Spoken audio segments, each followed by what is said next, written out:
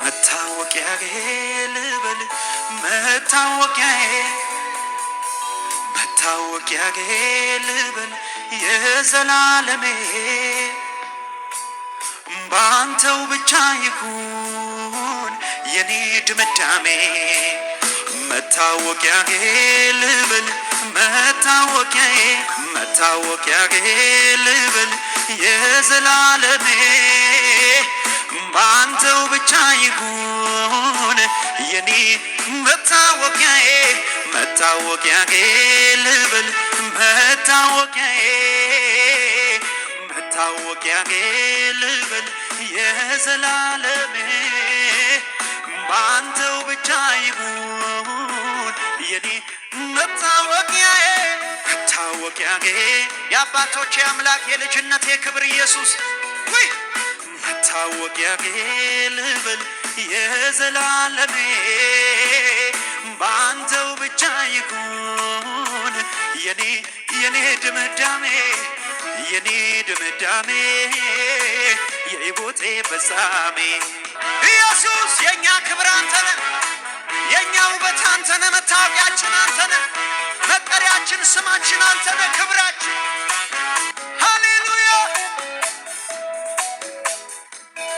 በምድራዊው ጉዳይ ሰው ሁሉ ባከነ ላላፊው ረጋፊው ሄደ የፋነነ ተጓዘ ነጎደ ሁሉም በመንገዱ ነፍሴ ልቦናዬ ግን መንገድን ወደዱ አብዝቼ የፈለግኩ ክብር ነው መሻቴ ላርግህ መታወቂያዬ ና ንገስ በሕይወቴ አብዝቼ የፈለግኩ ክብር ነው መሻቴ ላርግህ መታወቂያዬ ና ንገስ በሕይወቴ መታወቂያዬ በሉ መታወቂያዬ ልበል መታወቂያዬ መታወቂያዬ ልበል የዘላለሜ ባንተው ብቻ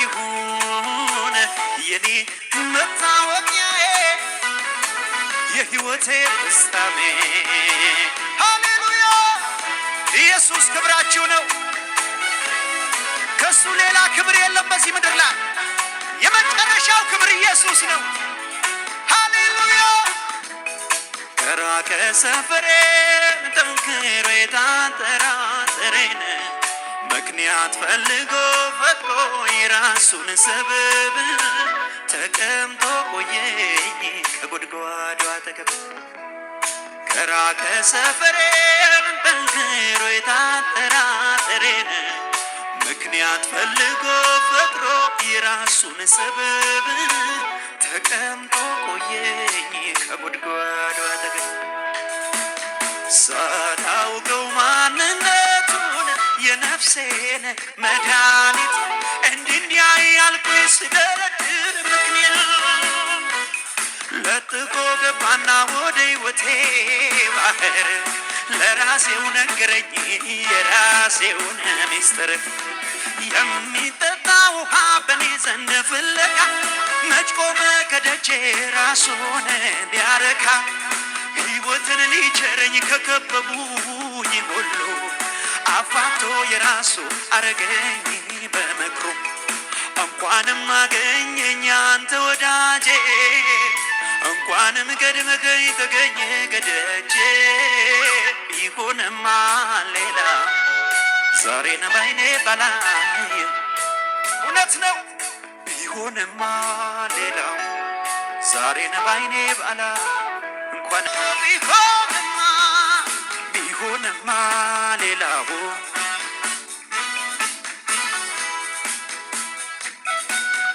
ቀን ጠብቆ ገሸሽ ልብኝ ሆኖይ አለልኝ ስል አይነ ላፈር ይለኛል ቀን ጠብቆ ገሸሽ ልብኝ ሆኖይ አለልኝ ስል አይነ ላፈር ይለኛል ብዬ እንዳልል እንዳልፈራበት ዛሬም አብሮኛለ ቤቴ ባይመቸውም ብዬ እንዳልል እንዳልፈራበት ዛሬም አብሮኛል ቤቴ ባይመቸውም እርሱማ እየበደልኩት ቻለኝ እርሱማ እየራኩት ቀረበኝ እርሱማ ሰለቸኝ ወዲያ ላለኝ እርሱማ እየበደልኩት ቻለኝ እርሱማ እየራኩት ቀረበኝ እርሱማ ሰለቸኝ ወዲያ ላለኝ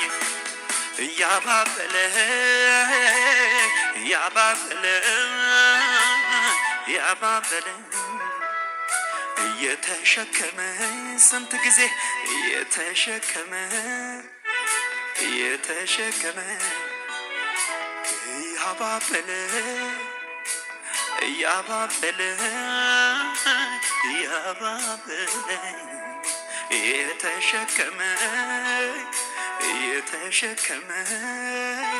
እየተሸከመ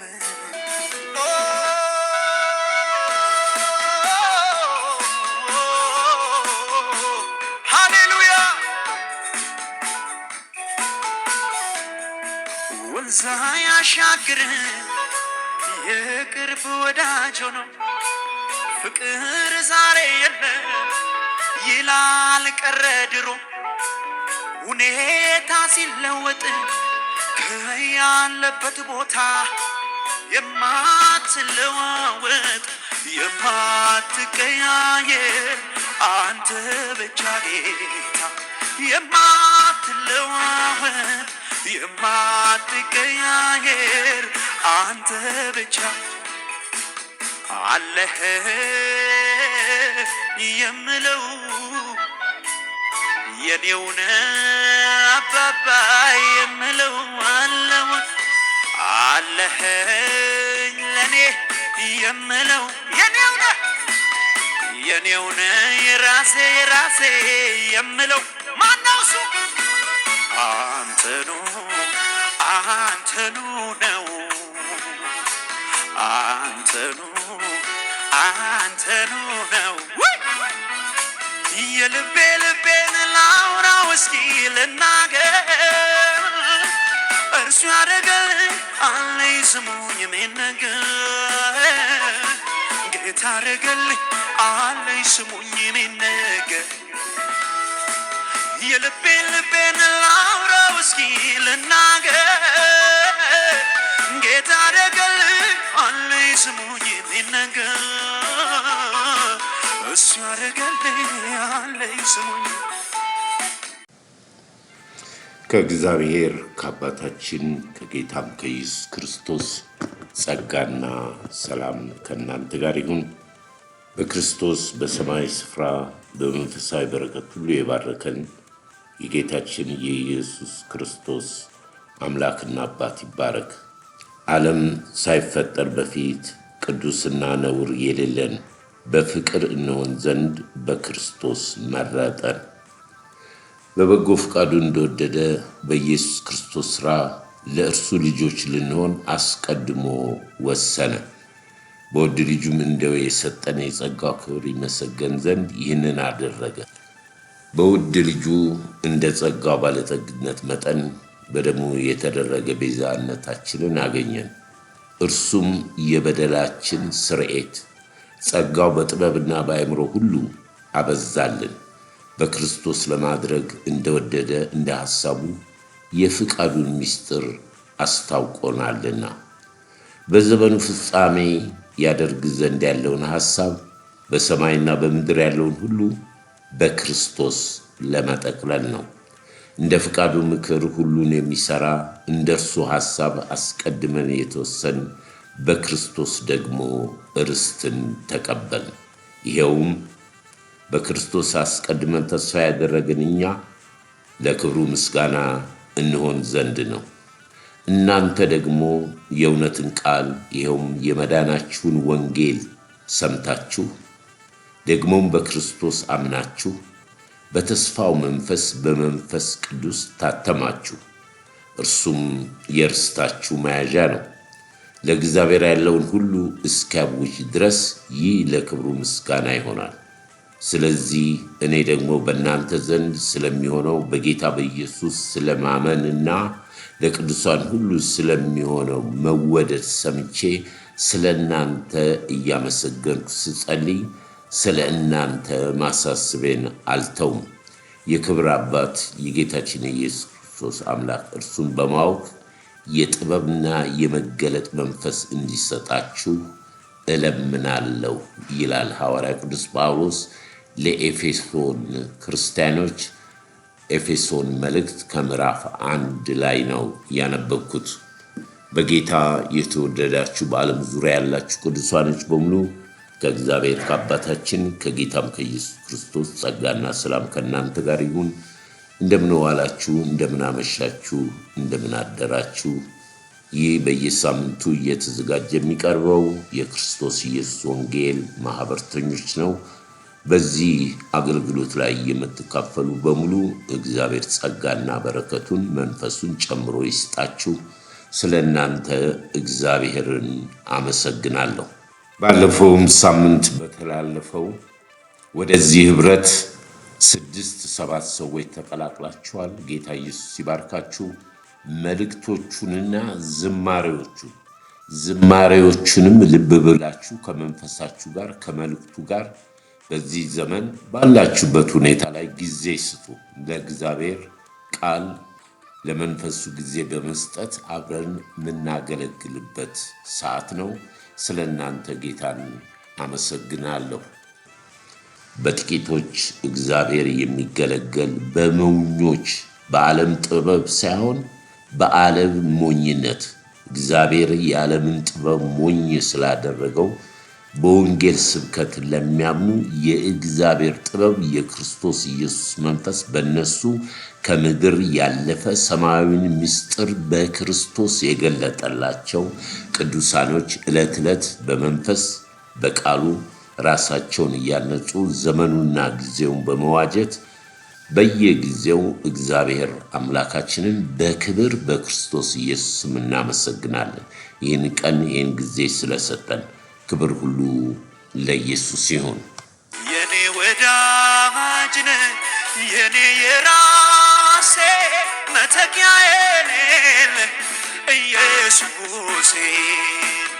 ከስንቱ ቦታ ስንቱን አሻግረ ለዚህ ያደረስከኝ አንተ።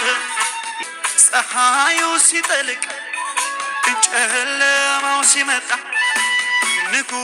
ንጉስ ሽሮ አንዱ ባንዱ ፈንታ ለሁሉ ጊዜ ያለው ጉልበቱ ሊፈታ የማትለዋወጥ የማትቀያየር አንተ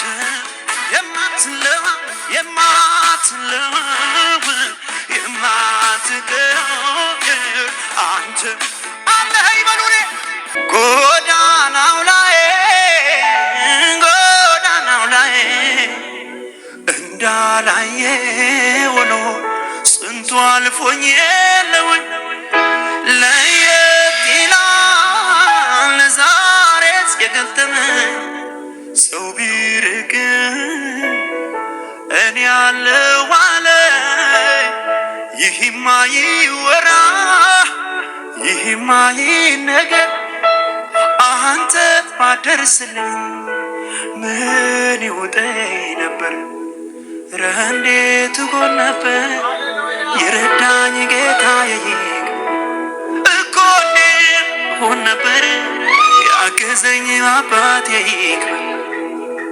እኮ እንዴት ጎን ነበር የረዳኝ ጌታዬ። ክብር ሁሉ ለእግዚአብሔር ይሁን።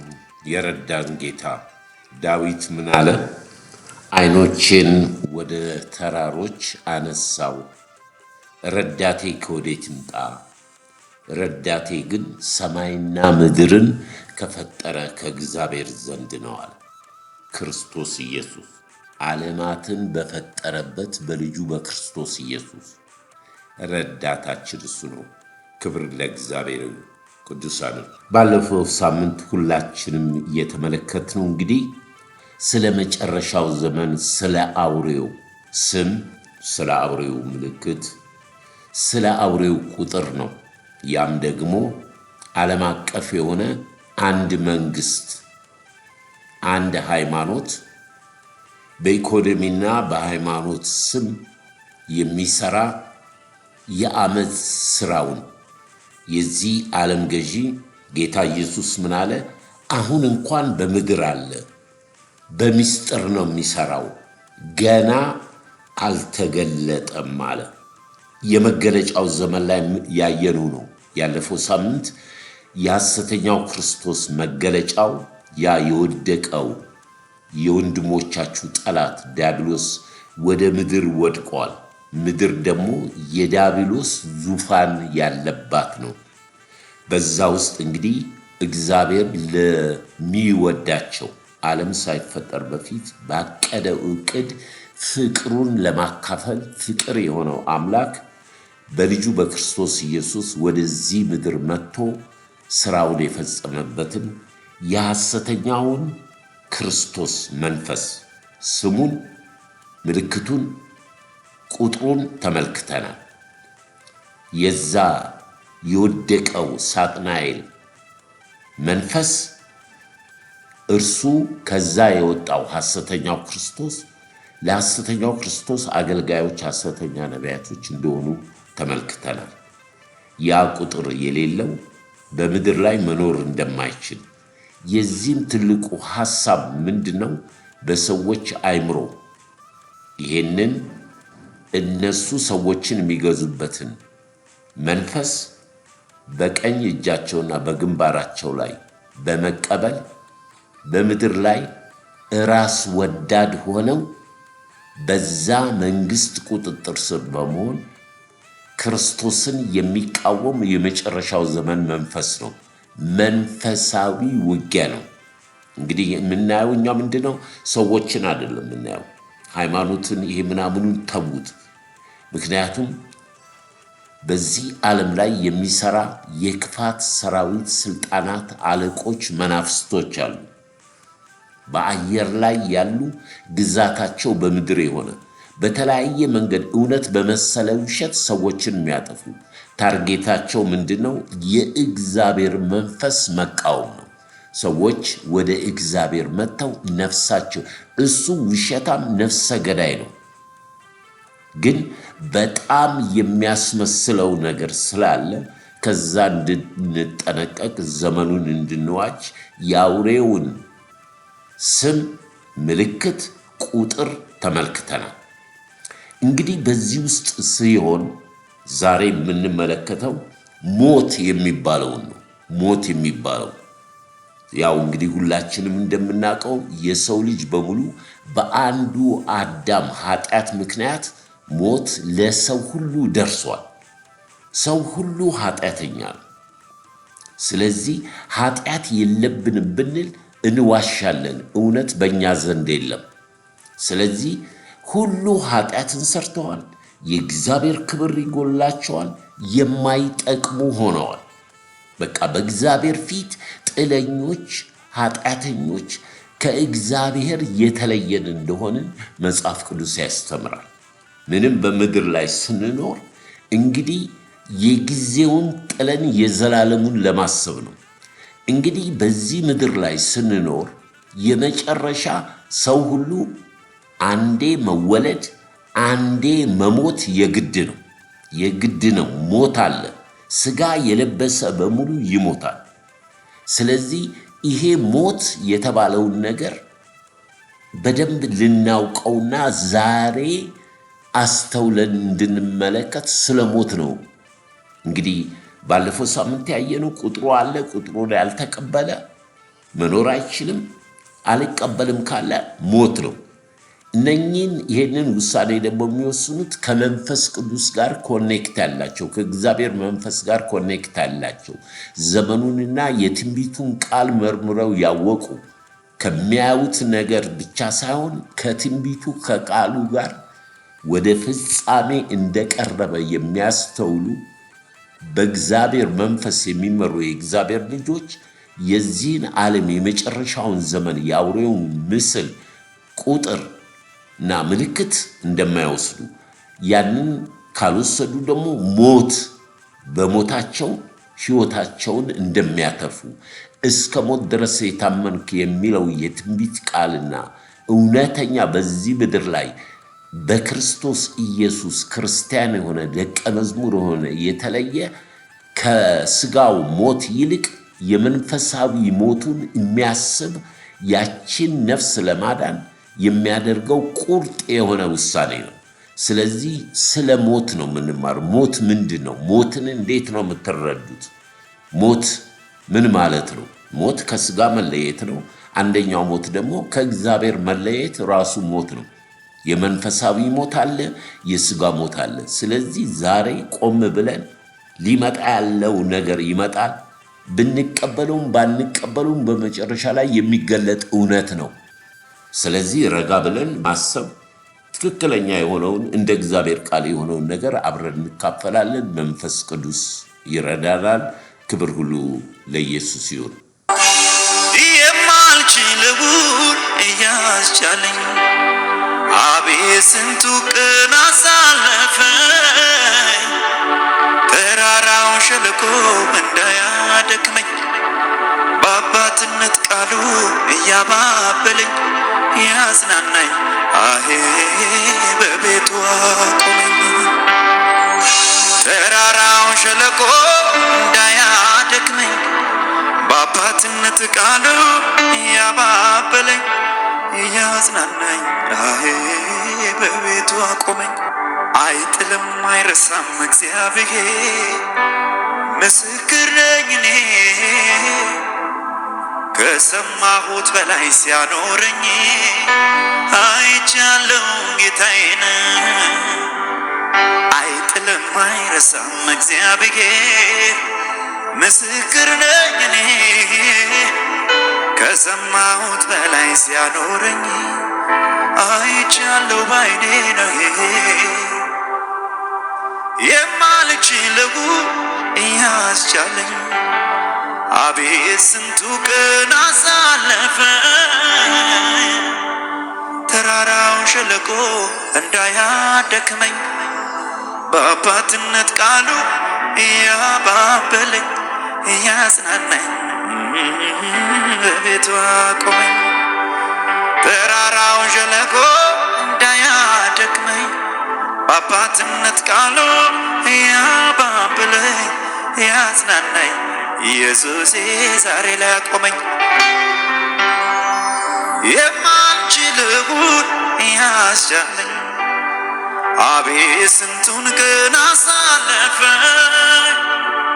ተራራው ሸለቆ እንዳያደክመኝ በአባትነት ቃሉ እያባበለኝ ያጽናናኝ አሄ በቤቱ አቆመኝ።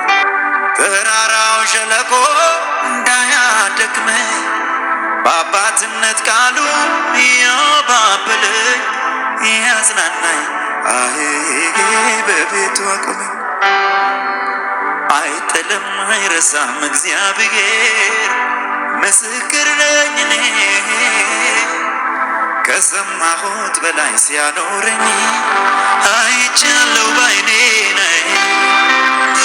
አይጥልም አይረሳም እግዚአብሔር ምስክር ነኝ እኔ ከሰማሁት በላይ ሲያኖረኝ አይቻለው ባይኔ ነኝ። ትዝ ያለ ትውስ ያለ ያ ሁሉ መከራ ከላይ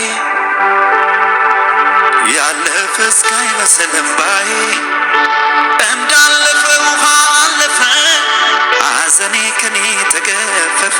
በመዝሙር ምዕራፍ 23 ዳዊት እግዚአብሔር እረኛዬ ነው፣ የሚያሳጣኝ የለም፣ በለመለመ መስክ ያሳድረኛል፣ በዕረፍት ውኃ ዘንድ ይመራኛል፣ ነፍሴን መለሳት፣ ስለ ስሙ በጽድቅ መንገድ መራኝ።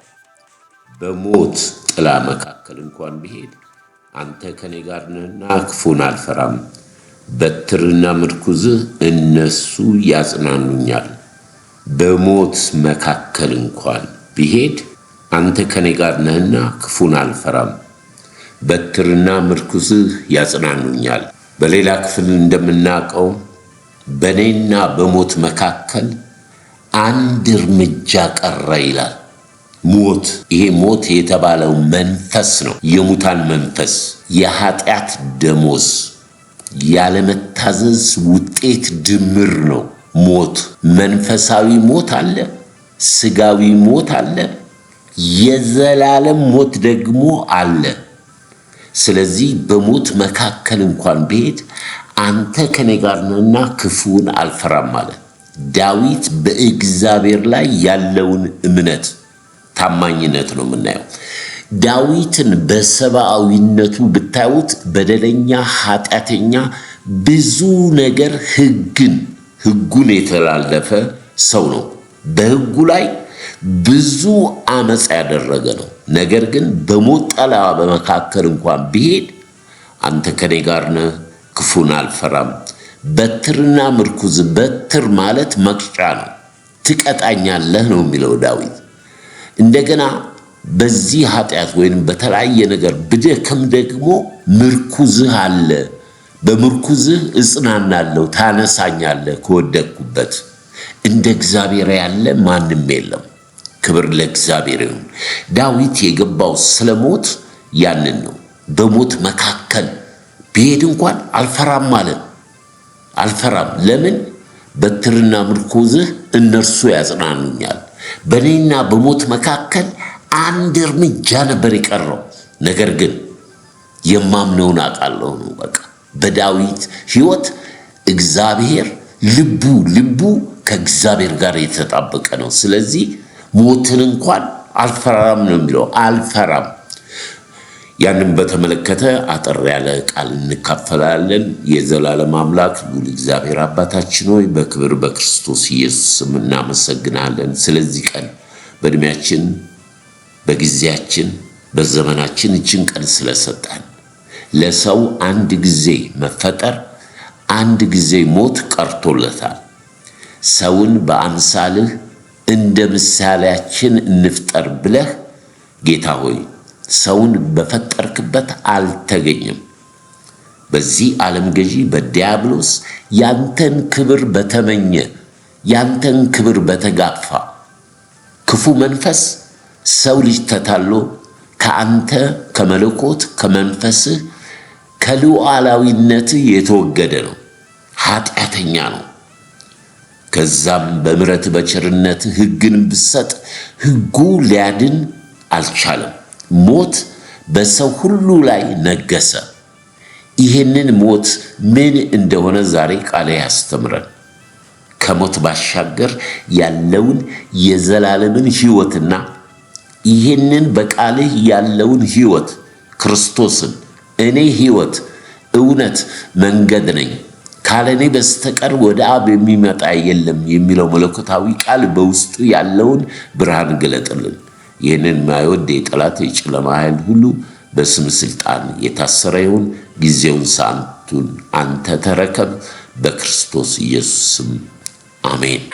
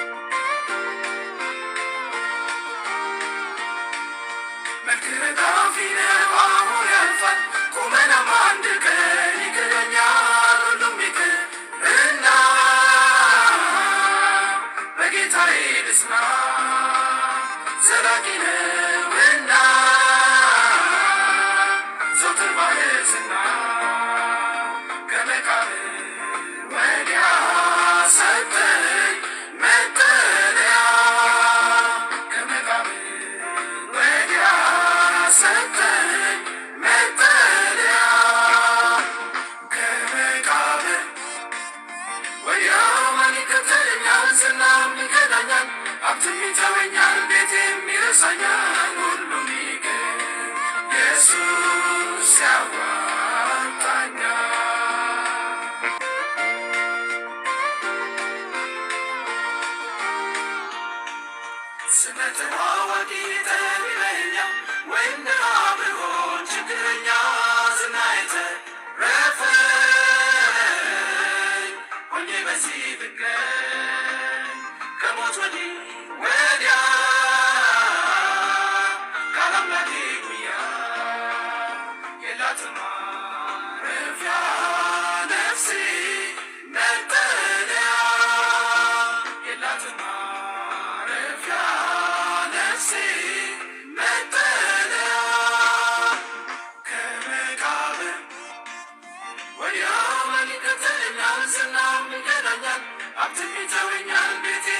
ያረሳኛል ሁሉም ይቅር ኢየሱስ ያዋጣኛል።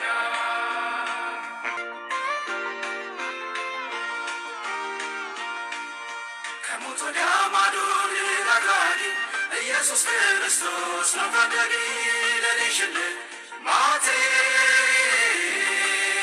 ጌቴ ሁን ቤቴ በሞት ጥላ ስሄድ አንድም ነገር አልረስ ሁሉን እተዋለሁ በኢየሱስ አልፋለሁ ሁሉን እተዋለሁ በኢየሱስ አልፋለሁ። ክብር ለኢየሱስ ይሁን። ሐዋርያ ቅዱስ ጳውሎስ ለቆሮንቶስ ክርስቲያኖች የክብር ጌታ ክርስቶስ ኢየሱስ ሐዋርያ አድርጎ መርጦኛል፣ እኔ እናንተን ማገለግል የእናንተ ሐዋርያ አገልጋይ ነኝ ሲል የቆሮንቶስ ምዕመኖች አሜን ይላሉ። ክርስቶስ ኢየሱስም የእናንተ ነው ሲላቸው አሜን ይላሉ። ሞትም ቢሆን የእናንተ ነው ሲላቸው አሜን ይላሉ። በክርስቶስ ኢየሱስ ሞትም ሕይወትም ቢሆን ጥቅም ነው። ሰው መነሻውን የማያውቅ መድረሻውን አያውቅም። የእግዚአብሔር አምላካችን ቃል ለሰው ቅን የሚመስል መንገድ አለ፣ ፍጻሜው ግን የሞት መንገድ ነው።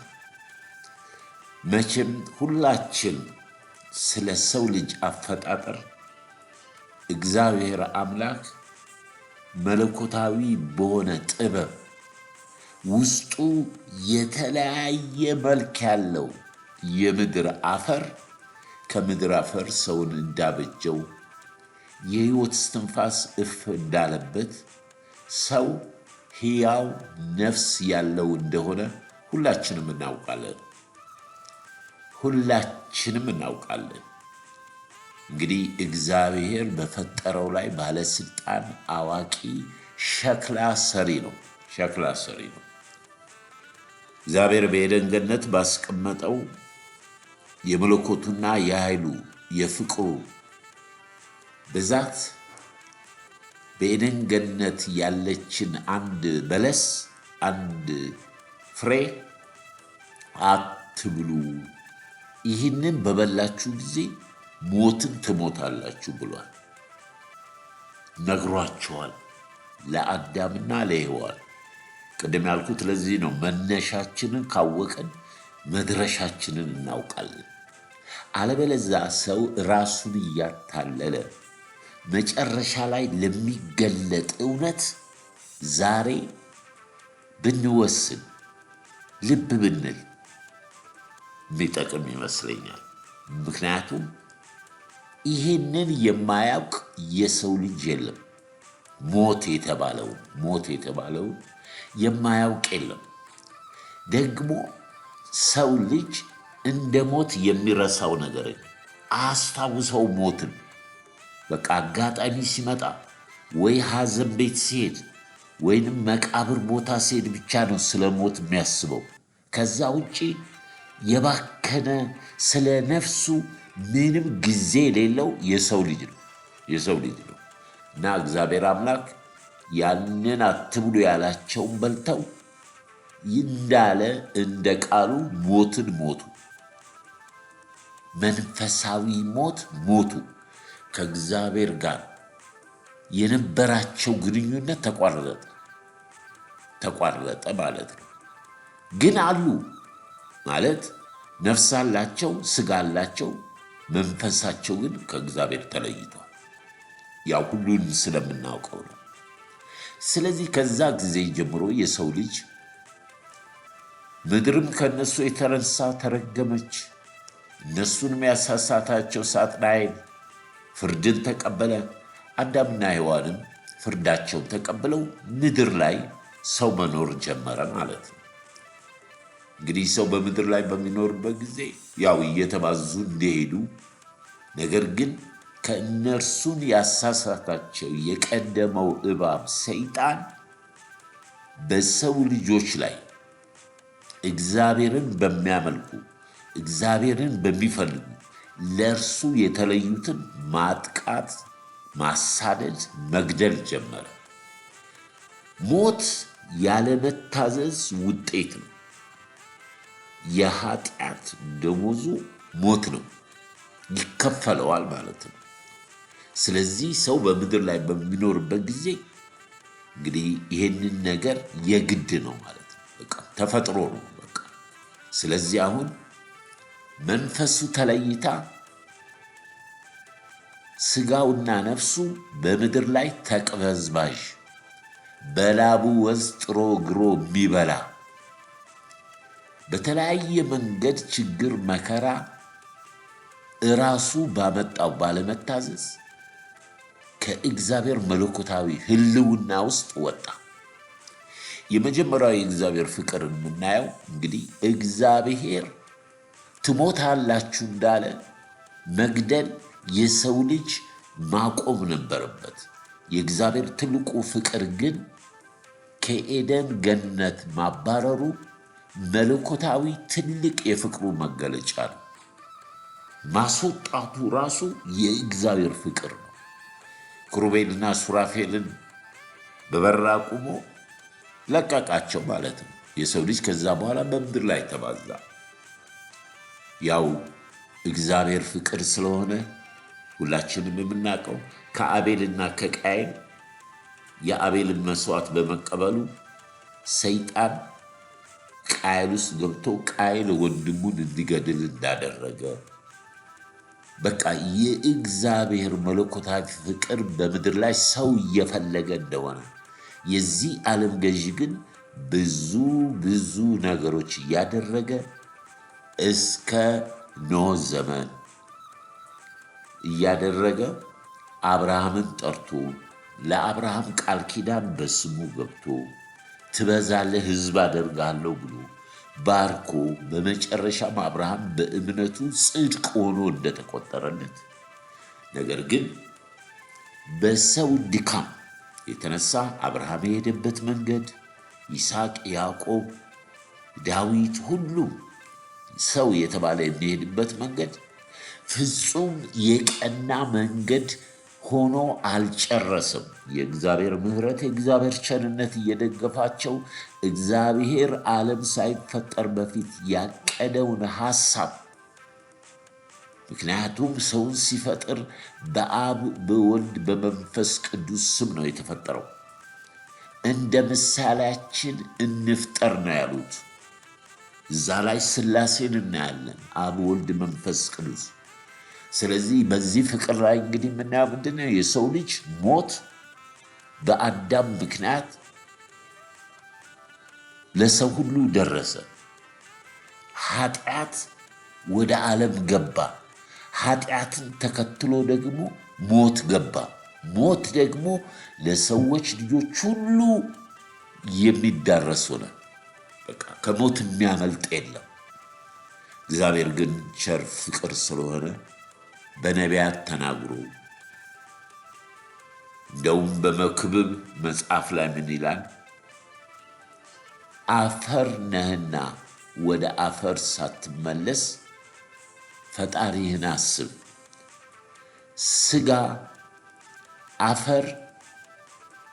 ስጋ ወደ ነበረበት ወደ ተሰራበት ይመለሳል፣ መንፈስም ይላል መክብብ ላይ መንፈስም ወደ ሰጠው ወደ እግዚአብሔር። በሌላ ክፍል አፈር ወደ ተሰራበት ወደ አፈር፣ ነፍሱም ወደ ፈጠራት ወደ እግዚአብሔር ትመለሳለች። እግዚአብሔር ቅዱስ፣ እግዚአብሔር ንጹሕ፣ እግዚአብሔር ጻድቅ አምላክ ነው። ይህንን ኃጢአተኛ ሰው ለመቀበል በነቢያት ትንቢት የሄደበትን መንገድ በሙሉ እናውቃለን። ለአብርሃም እንዳለው ዘርህ በማያውቀው ምድር 430 ዓመት በስደት ይሆናል፣ በጸናች ክንዴ ያወጣለሁ። ዘመኑ ሲፈጸም ብሎ በሙሴ እንደተጠቀመ ከዛም ከወጡ በኋላ እያጉረመረሙ ውሃ የለም ሲል ከዓለት ውሃ እየሰጣቸው ግን የዓለቱ ምን እንደሆነ ያልገባቸው በዕብራውያን መጽሐፍ ላይ አባቶቻችንን በዳመና እየመራ ያለ እነርሱም ከዓለቱ ውሃ ጠጡ።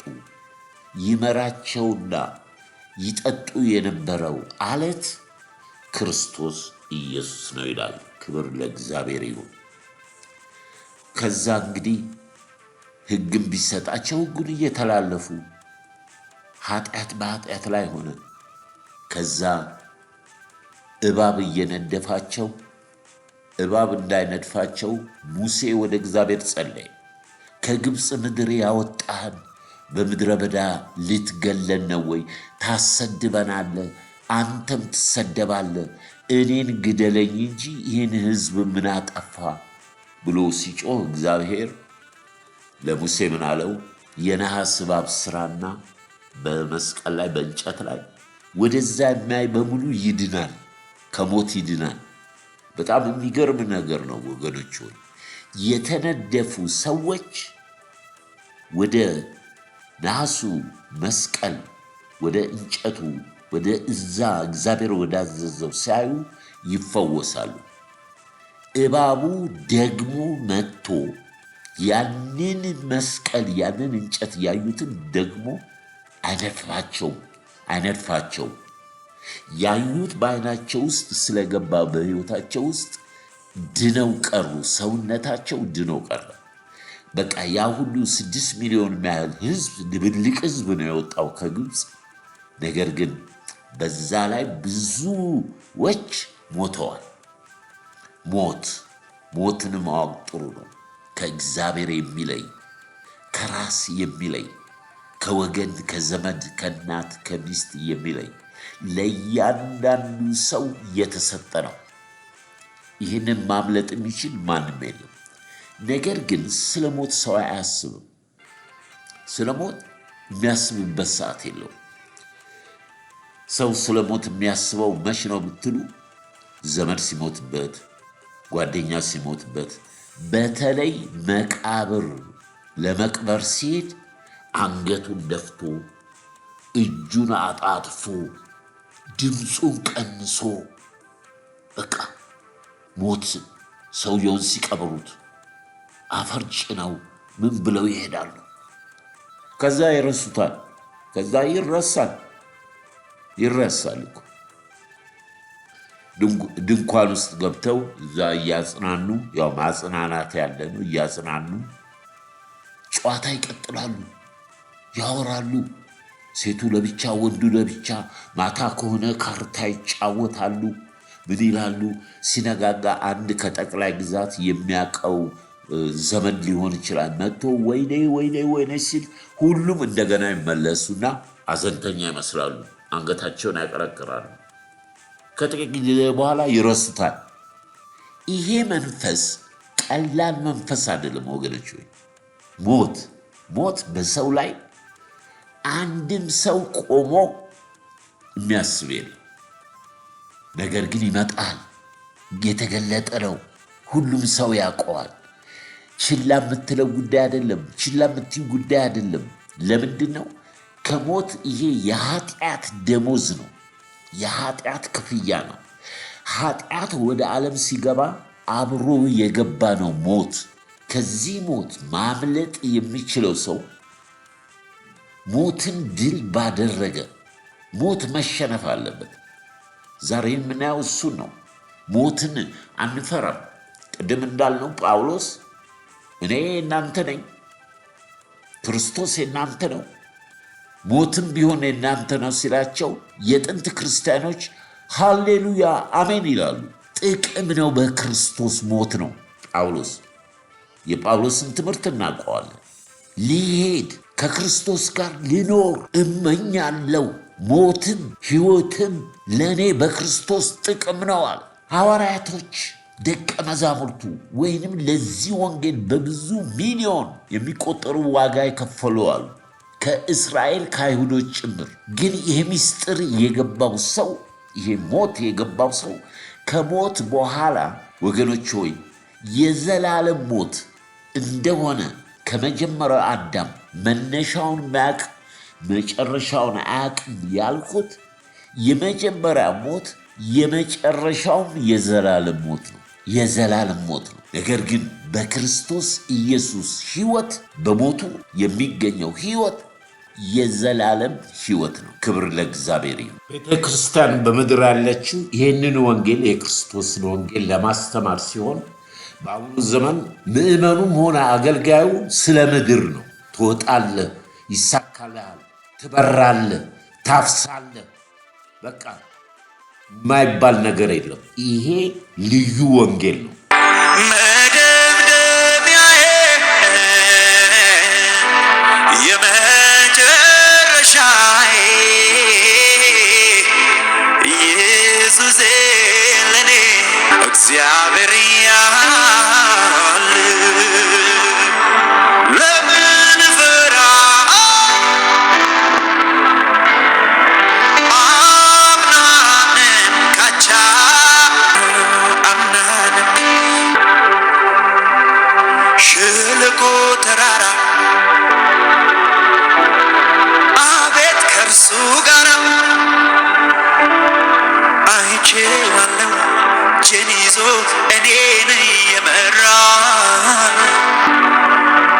ሁሌም ቢሆን አምነዋለሁ አይተወኝም እኔን እንደ ዋዛ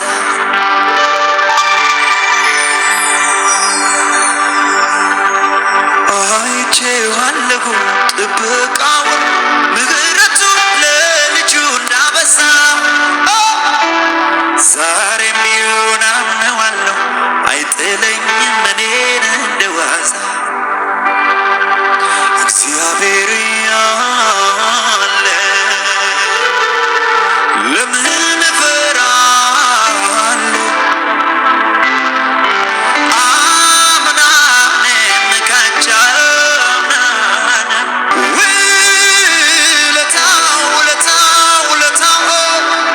ውለታው በዛብኝ ናዝራዊው ወዳጄ ድንቅ አደረገልኝ ውለታው እጅግ ብዙ ነው የእርሱ ውለታ እንዴት ላመስግነው ይህንን ጌታ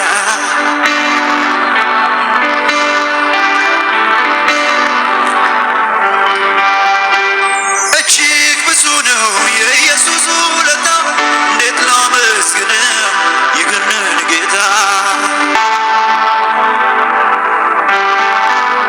ተስፋ ስቆርጥ ያጽናናኛል አቅፎ ደግፎ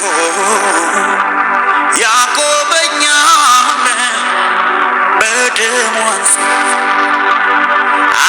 አንጽቶኛል ኮብልዬ እንዳልሄድ ይጠብቀኛል ተስፋ ስቆርጥ ያጽናናኛል። የሰው ልጅ በሙሉ ስለ ነፍሱ የሚያስብበት ጊዜና ሰዓት የለውም።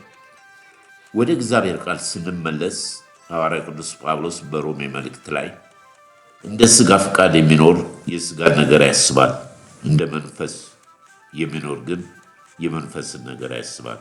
ስለ ሥጋ ማሰብ ሞት ነውና፣ ስለ መንፈስ ማሰብ ግን ሕይወትና ሰላም ነው። ስለ ሥጋ ማሰብ በእግዚአብሔር ዘንድ ጥል ነውና ለእግዚአብሔር ሕግ አይገዛም፣ መገዛትም ተስኖታል። በሥጋ ያሉትም እግዚአብሔርን ደስ ሊያሰኙ አይችሉም ይላል። እናንተ ግን የእግዚአብሔር መንፈስ በእናንተ ዘንድ ቢኖር በመንፈስ እንጂ በሥጋ አይደላችሁም። የክርስቶስ መንፈስ የሌለው ከሆነ ግን ይህ የእርሱ ወገን አይደለም። ነገር ግን ኢየሱስን ከሙታን ያስነሳው የእርሱ መንፈስ በእናንተ ዘንድ ቢኖር ክርስቶስ ኢየሱስን ከሙታን ያስነሳው እርሱ በእናንተ በሚኖረው በመንፈሱ ለሚሞተው ሰውነታችሁ ደግሞ ሕይወትን ይሰጣል ይላል። ክብር ለእግዚአብሔር ይሁን። ክርስቶስ ኢየሱስ ወደ ዓለም የመጣው የዓለምን ኃጢአት ሊያስወግድ የእግዚአብሔር በግ ኃጢአት የሌለበትን ኃጢአት አድርጎት ሁለተኛው አዳም ሕይወት መንፈስ ነው። የመጀመሪያው አዳም ምድራዊ ከስጋ ነው። ታውቃላችሁ፣ ዛሬ ሃይማኖት የሚለው ትቢት፣ ሃይማኖት የሚባለው ጉራ፣ ያቺ የመጨረሻዋ ሰዓት ስትመጣ ሃይማኖት አያድንም፣ ሃይማኖት አያድንም። እኔ እውነት፣ ሕይወት፣ መንገድ ነኝ፣ ካለ እኔ በስተቀረ ወደ እግዚአብሔር የሚመጣ የለም። ኢየሱስ ክርስቶስ ያስፈልግ። ኒቆዲሞስ እኮ ቀላል ሰው አይደለም። ኒቆዲሞስ የአይሁድ መምህር፣ የአይሁድን የሙሴን ቶራውን የሙሴን የነቢያት መጽሐፍ ጠንቅቆ የሚያውቅ ነው ኒቆዲሞስ። ግን አክራሪ ሃይማኖተኛ ስለሆነ ኢየሱስ ይዞ የመጣውን አዲሱን ትምህርት፣ በእምነት የሚዳነውን ትምህርት ሕጉን ሳይፈጽሙ በአይሁድነታቸው በሙሴና በአብርሃም ስለተመኩ ታበዩ። መጽሐፍን ሁሉ ትመረምራላችሁ አለ ጌታ ኢየሱስ። መጽሐፎች ሁሉ የሚናገሩት ስለ እኔ ነው። እናንተ ግን እኔን መቀበል አልወደዳችሁም። ስለዚህ ምንድን ነው? ኢየሱስ እርሱ ክርስቶስ ፍጹም ሰው ፍጹም አምላክ ነው። ስለዚህ ለኒቆዲሞስ ምን አለው? የዘላለምን ሕይወት እንዳገኝ ምን ማድረግ አለብኝ ብሎ ጠየቀው። የአይሁድ መምህር፣ ፖፕ በሉት በዚህ ዘመን፣ ወይንም ቄስ በሉት፣ ወይንም ጳጳስ በሉት፣ ወይንም ነቢይ በሉት፣ የፈለጋችሁትን የሃይማኖት ስም ስጡት። ጌታ ኢየሱስ መጽሐፍን ታውቃለህ፣ የአይሁድ መምህር ሆነ እንዴት ይህንን አታቅም? እንዴት አታቅም? የአይሁድ መምህር ሆነ ትንቢቶችን እንዴት አትለይም? አያችሁስ? በስጋ አይደለም። መንፈሳዊ ነገር በስጋ አይደለም። ያ የዲያብሎስ ሽንገላ ነው። ዲያብሎስ የሚሸነግለው። ዲያብሎስ እኮ መጽሐፍን ያውቃል ያጣምማል እንጂ። ዲያብሎስ እኮ እግዚአብሔርን ያውቃል፣ ያውም ይንቀጠቀጣል። ስለዚህ ለኒቆዲሞስ ምን አለው? እውነት እውነት እልሃለሁ ዳግም ካልተወለድክ ከመንፈስና ከቃሉ የእግዚአብሔርን መንግሥት አታይም አለው። አያችሁ፣ እሱ ምን አሰበ? እንዴት እንደገና ሰው ወደ እናቱ ሆደ። ቅድም ያነበብነው ይህንን ነው ሮሜ ላይ። ስለ ሥጋ ማሰብ ሞት ነው። ኒቆዲሞስ በሥጋው አሰበ። እንዴት አሁን እናቴ ማፀን እገባለሁ አለ። ስለ ሥጋ ማሰብ ከእግዚአብሔር ጋር ጥል ነው። ስለ መንፈስ ማሰብ ግን ሕይወት ነው፣ የዘላለም ሕይወት። እኔ የምነግራችሁ ቃል አለ ጌታ እውነትም ነው፣ ሕይወትም ነው፣ መንፈስም ነው። በእኔ የሚያምን ሁሉ ቢሞት እንኳን ሕያው ነው አለ። ክብር ለእግዚአብሔር ይሁን። ይህ ክርስቶስ እናውቀዋለን። አዲስ ክርስቲያን አትሁኑ ይላል ጳውሎስ። እንደ ሕፃን ወተት አትጠጡ፣ ጠንካራ ምግብ ብሉ አለ። ምን ማለት ነው? ኢየሱስን እወቁት። ኢየሱስ እሱ ክርስቶስ መለኮት እግዚአብሔር ወልድ ነው። እኛን መስሎ ስለመጣ ሰው ስለሆነ አይቀልብንም፣ አንንቀውም። ቃሉ ነው ሥጋ የሆነው። ቃሉ እግዚአብሔር ነው። እግዚአብሔር ነው ሥጋ ለብሶ የመጣ። ዮሐንስ 1 ጀምራችሁ ዮሐንስ ወንጌል 1 ላይ በመጀመሪያ ቃል ነበር፣ ቃሉም በእግዚአብሔር ዘንድ ነበር፣ ቃሉም እግዚአብሔር ነበረ። ይህ በመጀመሪያ በእግዚአብሔር ዘንድ ነበረ። ሁሉ በእርሱ ሆነ፣ ከሆነ አንዳችም እንኳን ያለ እርሱ አልሆነም። በእርሱ ሕይወት ነበረች፣ ሕይወትም የሰው ብርሃን ነበረች። ብርሃንም በጨለማ ይበራል፣ ጨለማም አላሸነፈውም። የእርሱ ወደ ሆነው መጣ፣ የገዛ ወገኖችም አልተቀበሉትም። ለተቀበሉት ሁሉ ግን በስሙ ለሚያምኑ የእግዚአብሔር ልጆች እንዲሆኑ በክርስቶስ ያለው የሕይወት የትንሣኤው መንፈስ ለሚሞተው ሥጋቸው ሕይወትን ይሰጣል፣ ይነሳሉ።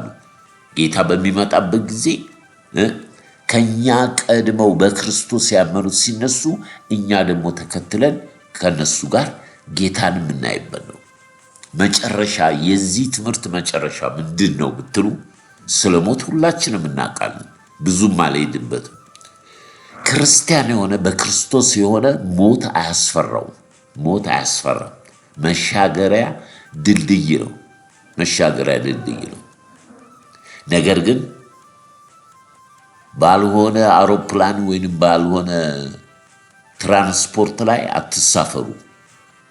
ማናችሁም ወደ አንድ ሀገር ካላችሁበት ሀገር ወደ አንድ ሀገር ስትሄዱ ትኬታችሁን፣ ሰዓቱን፣ የምትሄዱበትን አውሮፕላን መርጣችሁ ነው የምትሄዱት።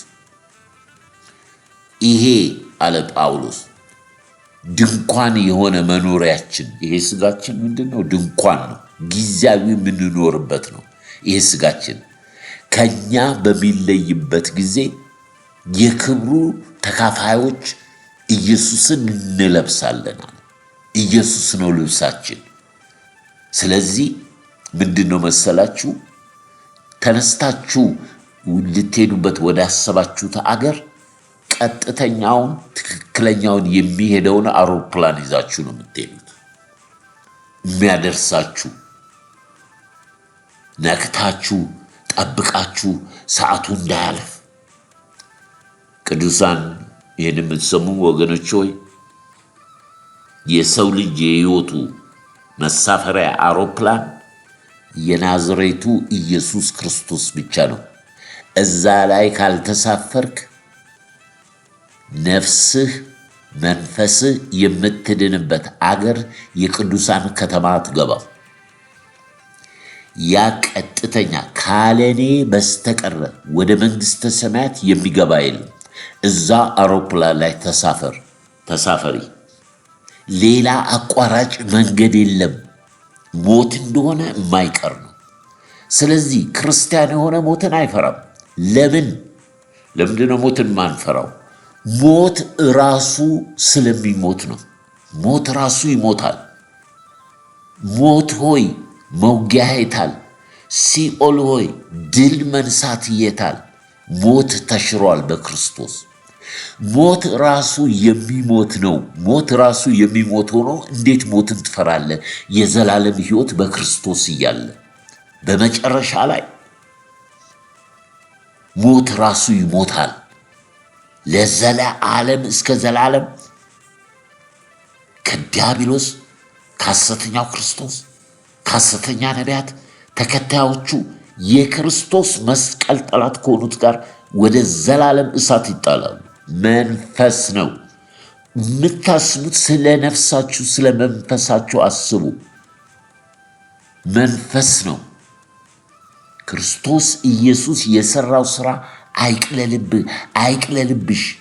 ከሞት በኋላ ከመቃብር በኋላ ማንም ካንተ ጋር የለም። ትንሣኤ ሕይወት የሆነው ክርስቶስ ነው። ስለዚህ ሞትን አትፍራው። ሞት ራሱ በመጨረሻ ላይ ይሞታል። ሕይወት ብቻ ይቀጥላል።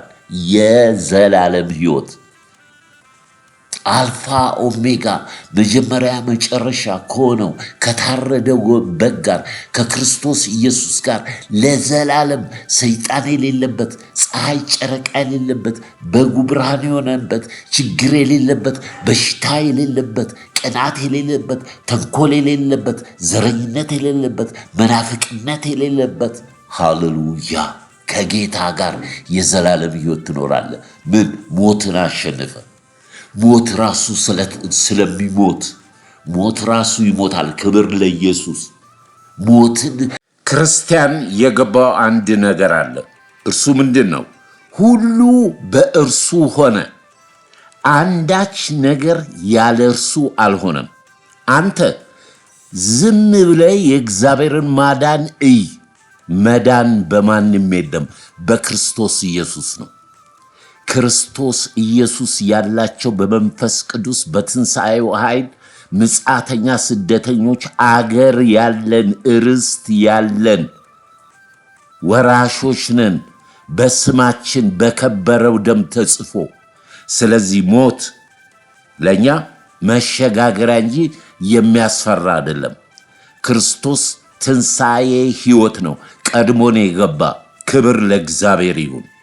የተማሰው ጉድጓድ አፉን በእኔ ላይ ያልዘጋ ጉልበቴ ባለቀ ጊዜ ለብቻዬን አልተውከኝ።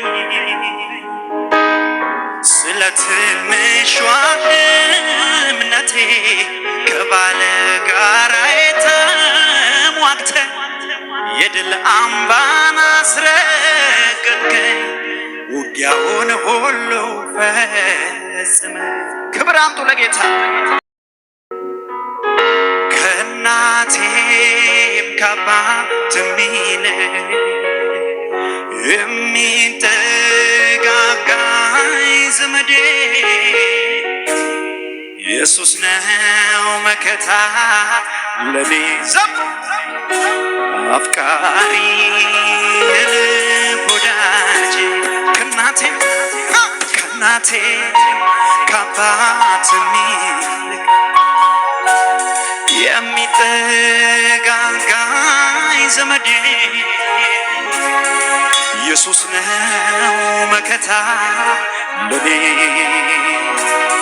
አፍቃሪ የልብ ወዳጄ ምንም ነገር ከኢየሱስ ውጭ የሚገርመኝ ምንም ነገር የለም። ሃሌሉያ።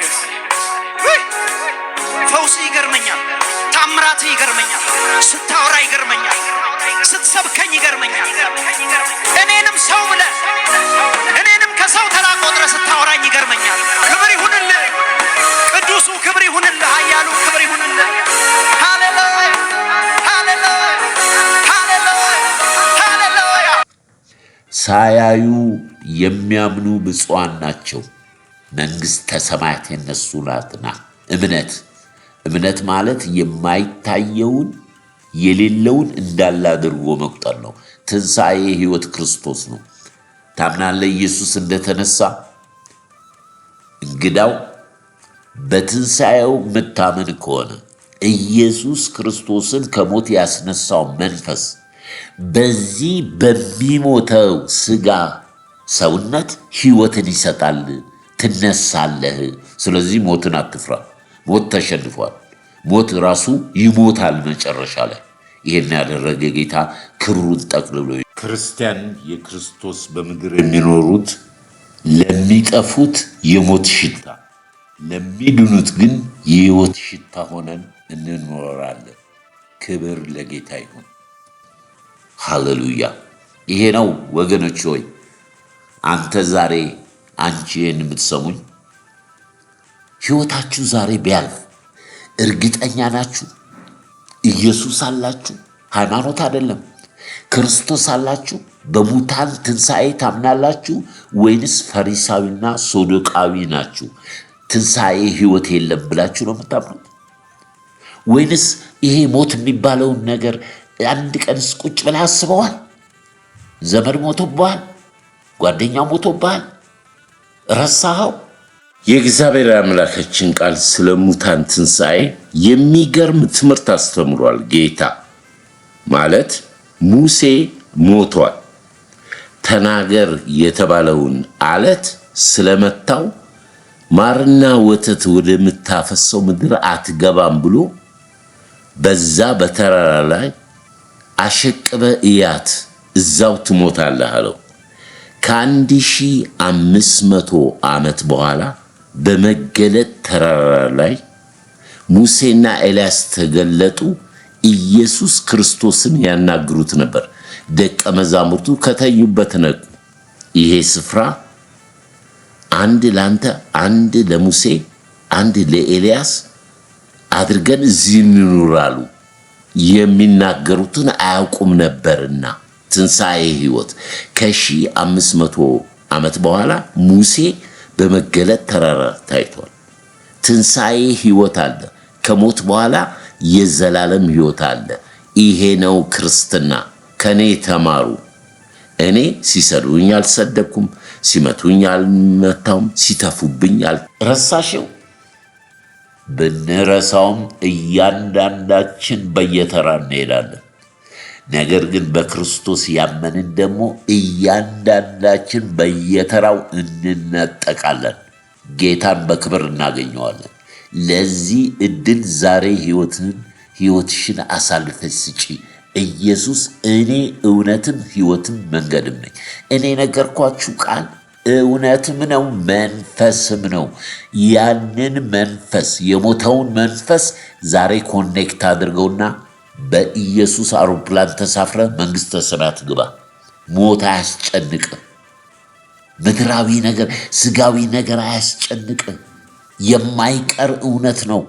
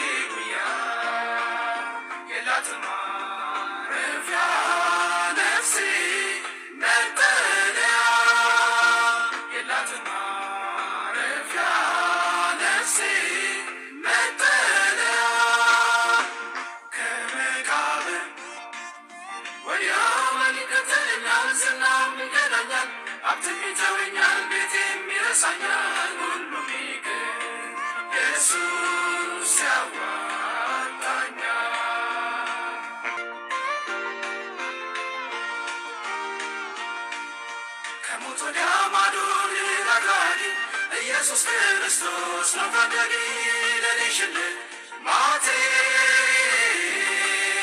ጌቴ ሁን በቴ በሞት ጥላ ስሄድ አንድም ነገር አልረስ ሁሉን እተዋለሁ በኢየሱስ አልፋለሁ ሁሉን እተዋለሁ በኢየሱስ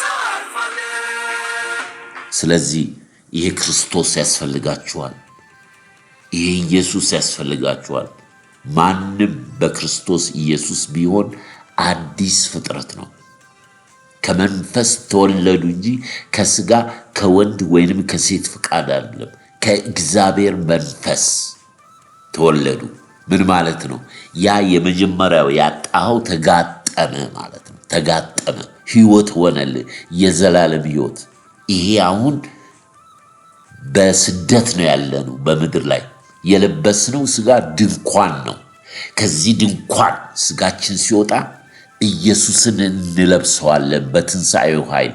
ክብር ለኢየሱስ። ስለዚህ ሞት አያሸንፈንም፣ ሞት አያሰጋኝም፣ ሞት አያሳስበኝም። ብኖር ለጌታ ብሞት ለጌታ። ክብር ለኢየሱስ ይሁን። ይሄ ነው የገባቸው ምስጢር ሐዋርያቶቹ።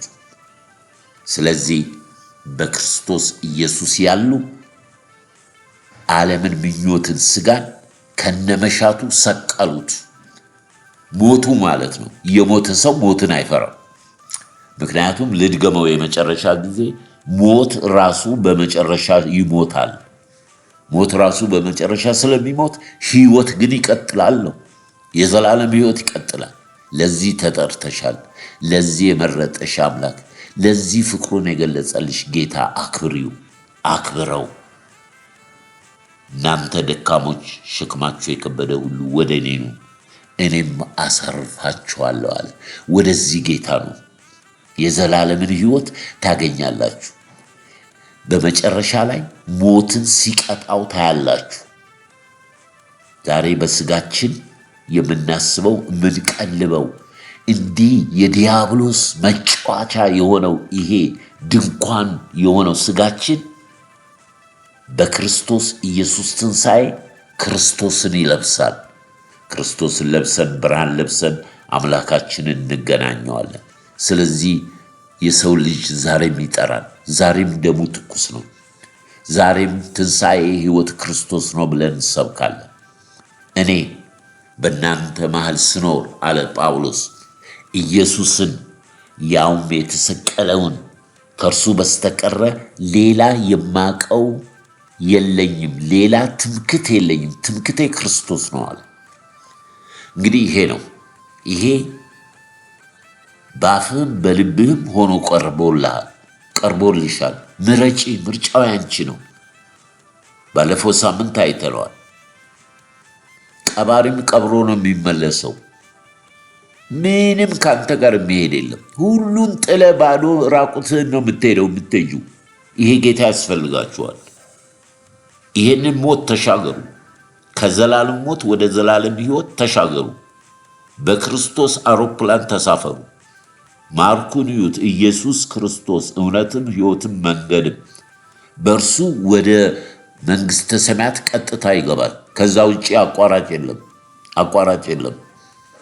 አትሞኝ፣ አትሞኝ። ሃይማኖት የሚለውን ሃይማኖትን በዚህ 2 ሳምንት እኮ ተማር ነው። በቃ ሃይማኖቴ ያላት ትምህርቱ ኢየሱስ ክርስቶስ የተናገረው ትምህርት ነው ማለት ነው። በቃ እኔ የነገርኳችሁ ቃል እውነት ነው፣ ሕይወት ነው፣ መንፈስ ነው ብሏል። ይሄንን ነው የሚያስፈልገንና ዛሬ በአጋጣሚ በተለያየ መንገድ የሚሆን ሞት ቢመጣ፣ የሥጋ ሞት ቢመጣ እርግጠኛ ነን ጌታ አለ፣ ጌታ አለሽ። ዛሬም እጁ የተበሳው እጁ ከነደሙ ና ልጄ ነይ ልጄ ይላል። በንስሐ ወደ ጌታ እንቅረብ። አጭር ጸሎት እናደርጋለን። ያልወሰናችሁ ነገ ስለ ራሱ ይጨነቃል፣ አትጨነቁ። ወጥታችሁ መግባታችሁ ተስፋችሁ ክርስቶስ ነው፣ ኢየሱስ ነው። ምንም መመኪያ የለም። ስለዚህ ሕይወታችሁን ለጌታ በንስሐ አብረን እንሰጣለን። ቅዱስና ሕያው ዘላለማዊ ጻድቅ እግዚአብሔር አባታችን ሆይ ስለ ሕያው ቃል እናመሰግናለን። ሞት ሆይ በውጊያ ሄታል። ሲኦል ሆይ ድል መንሳት ይሄታል። ድልን ነስቷል የተረደው በግ ኢየሱስ ክርስቶስ። አባት ሆይ በዚህ ሰዓት ወደ ጸጋ ዙፋን እቀርባለሁ። እኔ በደለኛ ኃጢአተኛ ሰው ነኝ። በማወቅም ባለማወቅም በድፍረትም የሠራሁትን ኃጢአት ሁሉ በጌታ በኢየሱስ ክርስቶስ ደም እጠብልኝ። ልጅህ አድርገህ ተቀበለኝ። በሕይወት መዝገብ ላይ ስሜን ጻፍልኝ። በቀሪው ዘመኔ ቃልህን አስተምረኝ፣ ጸሎት አስተምረኝ። ወደ ቀጥተኛ እውነተኛው መንገድ ምራኝ። ልጅህ አድርገህ ስለተቀበልከኝ እጅግ አድርጌ አመሰግናለሁ። በክርስቶስ ኢየሱስም አሜን።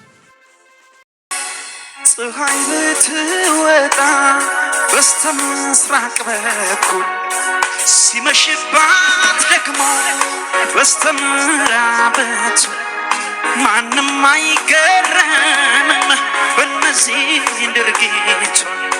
ወግና ስርዓቷ ነው ከጥንት ፍጥረቷ። አንድ ቀን በደቡብ ብትወጣ በድንገት ሲመሽባት ደግሞ ሰሜንን ብትጠልቅ ያኔ እንግዳ ነገር ለሁሉ ለኔ ግን አምላኬ ከዚህ በላይ አድርጓል። ጉድ ተባለ ሆነ ያልተጠበቀ ተሰማልኝ በዓለም ያልታወቀ እሱም ነው የመዳኔ ነገር ከሞቴ መትረፌ አያንቢተኛ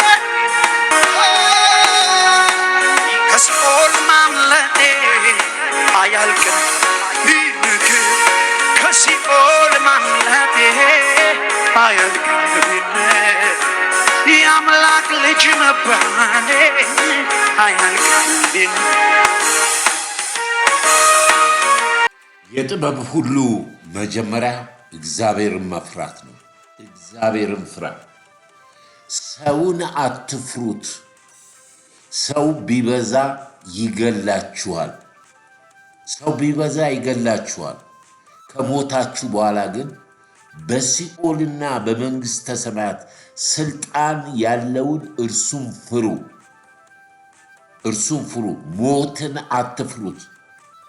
ሞት ራሱ ስለሚሞት ስለተሸነፈ በመስቀል ላይ የፍርሃትን መንፈስ አውጥተን ራስን የመግዛት የጥበብና የድፍረት መንፈሳችን በዳንበት በክርስቶስ ኢየሱስ በምድር ላይ እንድንጠብቃት በመንፈስ ቅዱስ ጸጋ ለኛ ሕይወት ነው። ማንም በክርስቶስ ቢሆን አዲስ ፍጥረት ነው። ይሄ የሚሞተው የማይሞተውን ክርስቶስን ይለብሳል። ክብር ለእግዚአብሔር ይሁን። ምንም መመኪያ የለም። ስለዚህ ሕይወታችሁን ለጌታ በንስሐ አብረን እንሰጣለን። ቅዱስና ሕያው ዘላለማዊ ጻድቅ እግዚአብሔር አባታችን ሆይ ስለ ሕያው ቃል እናመሰግናለን። ሞት ሆይ መውጊያ የታል? ሲኦል ሆይ ድል መንሳት የታል? ድልን ነስቷል የተረደው በግ ኢየሱስ ክርስቶስ። አባት ሆይ በዚህ ሰዓት ወደ ጸጋ ዙፋን እቀርባለሁ። እኔ በደለኛ ኃጢአተኛ ሰው ነኝ። በማወቅም ባለማወቅም በድፍረትም የሠራሁትን ኃጢአት ሁሉ በጌታ በኢየሱስ ክርስቶስ ደም እጠብልኝ። ልጅህ አድርገህ ተቀበለኝ። በሕይወት መዝገብ ላይ ስሜን ጻፍልኝ። በቀሪው ዘመኔ ቃልህን አስተምረኝ፣ ጸሎት አስተምረኝ። ወደ ቀጥተኛ እውነተኛው መንገድ ምራኝ። ልጅህ አድርገህ ስለተቀበልከኝ እጅግ አድርጌ አመሰግናለሁ። በክርስቶስ ኢየሱስም አሜን። ቅዱሳን የአባቴ ልጆች ለእኛ የሚቀርልን በዚህ ማንም በክርስቶስ ኢየሱስ ቢሆን አዲስ ፍጥረት ነው። ከክርስቶስ ጋር የሞትን በሙሉ ከክርስቶስ ጋር ትንሣኤ ሕይወትን እንካፈላለን። ስለዚህ ለሚሞተው ሥጋ ሳይሆን ለማይሞተው ሕይወት እንኑር። ይህንን የእግዚአብሔርን ቃል እናገልግል፣ እንመስክር፣ ሰውን ሁሉ እንውደድ።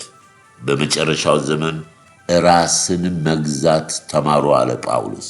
ኑሮዬ ይበቃኛል ማለትን ተማሩ። እነሆ ውጊያችን ከደምና ከሥጋ ጋር ሳይሆን ከዚህ ዓለም ገዢ ከርኩሳን መናፍስት በአየር ላይ ካሉ ሥልጣናት አለቆች ጋር ነው። የዚህም ዘመን መጨረሻው የክብር ጌታ ኢየሱስ ክርስቶስ ይመጣል። በጌታና በኃይሉ ችሎት የበረታችሁ ፍቅር ይኑራችሁ። ይቅር መባባልን ልበሱት። ነገ ስለ ራሱ ስለሚጨነቅ የሚያስጨንቃችሁን ሁሉ በክርስቶስ ኢየሱስ ላይ ጣሉት። እርሱ ስለ እናንተ ያስባል፣ ይጨነቃል። ሰው ዓለምን ሁሉ ቢያተርፍ ነፍሱን ግን ቢያጎድል ምን ይጠቅመዋል? መብላት መጠጣት ለዚህ ድንኳን የሆነው በዚህ በስደት ላይ ነው ያለነው። አገር አለን። በክርስቶስ ኢየሱስ ወራሾች ነን። በእርግጥ ወራሾች ነን። ርስት አለን። እግዚአብሔር በልጁ በክርስቶስ ለተከተሉት ላመኑት ያዘጋጀው ለዛ ተስፋ ቀን እያለ ጌታን እናገልግል። ክብር ሁሉ ለኢየሱስ ይሁን። በጌታ ፍቅር ወዳችኋለሁ። ይህንን ሼር በማድረግ ሁልጊዜ እንደምናደርገው ጌታን አመሰግናለሁ። በየሳምንቱ ብዙ እየተጨመራችሁ ነው፣ እያገለገላችሁ ነው። ጌታ ዘመናችሁን ይባርክ። ተባረኩ፣ በነገር ሁሉ ተባረኩ። አምላኬ እንደ ባለጠግነቱ መጠን በክርስቶስ ኢየሱስ የሚያስፈልጋችሁን ሁሉ ይሙላባችሁ። ሻሎም። ቅዱስና ሕያው እግዚአብሔር አባታችን ሆይ ስለነበረን ጊዜ እናመሰግናለን። ስለ ቃል፣ ስለ መንፈስ ጌታ እግዚአብሔር መንፈስ ቅዱስ ሆይ ክብር ሁሉ ለስም ይሁን። ጌታ ሆይ አስተማርከን፣ አሳሰብከን። ጌታ ሆይ እናመሰግናለን። ቀሪውን ጊዜ ዘመን እንድንኖርበት ጸጋ ይርዳል። ስለነበረን ጊዜ እናመሰግናለን። ክብር በሰማይ ክብር በምድር ላንተ ይሁን። ከፀሐይ መውጫ እስከ መግቢያው ድረስ ክብር ሁሉ ተጠቅልሎ ለስም ይሁን። ማራናታ አሜን። ጌታ ኢየሱስ ሆይ ና። ለኔ ደረስ ከጠበቅኩት በላይ ድንቅን ያደረገ ስለዚህ በፊቱ ነው እግዚአብሔር ካለሁበት እስከ ምድር ጫፍ ብሄድ ቀድመህ ትገኛለህ። ፍጥረት ባንተ አብሮ የለም ብትባል ምስክር አልሻም ስራ ይናገራል፣ ስራ ይናገራል። አጠገቤ ነህ ጌታ አጠገቤ። ከስትንፋሳችን ቅርብ የሆነው ጌታ ዛሬም ፍቅሩን በዚህ ወንጌል ይጣራል። አስተዋይ የሆነ የትንቢቱን ቃል አያስብ። ስለዚህ ጌታ ኢየሱስ ክርስቶስ እንድናገለግለው ከበጉ ደምና ከምስክርነታቸው የተነሳ ድል ነሱ። ድል ለነሱት በአባቴ ዙፋን በተቀመጥኩበት በቀኙ ይቀመጣሉ ብሏል። ድል የነሳነው እሱ ቀድሞ ድል ስለነሳ ነው። በኃይልና በጉልበት ሳይሆን በእግዚአብሔር መንፈስ ነው። ይሄ ደግሞ ዛሬ በዘመናችን አገልግለን ልናልፍ የተሰጠን አገልግሎት ነው። ክብር ለጌታ ይሁን። ይህንን ሼር በማድረግ አብራችሁ የምታገለግሉ ቅዱሳን ዘመናችሁ ይባረክ። ክብር ሁሉ ለመንፈስ ቅዱስ ይሁን። ትንሹ ባሪያ ከሁሉም በማንሰው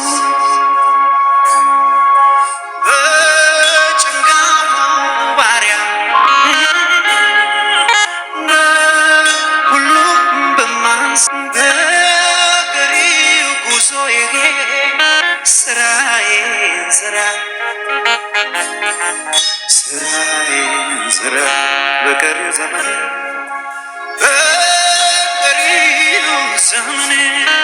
ስራዬን ስራ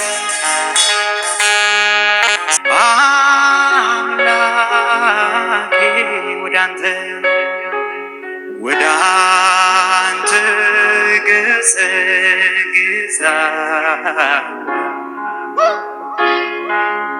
ኃይልህን ክብርን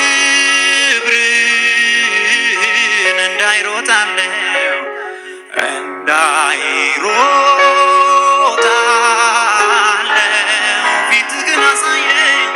ፊትህን አሳየኝ ደስታን ተግባለሁ ምሕረት ይብዛልኝ በሕይወት እኖራለሁ አምላኬ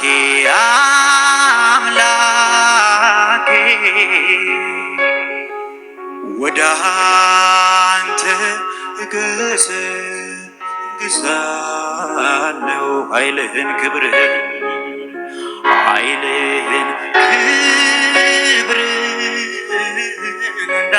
እንዳይሮጣለሁ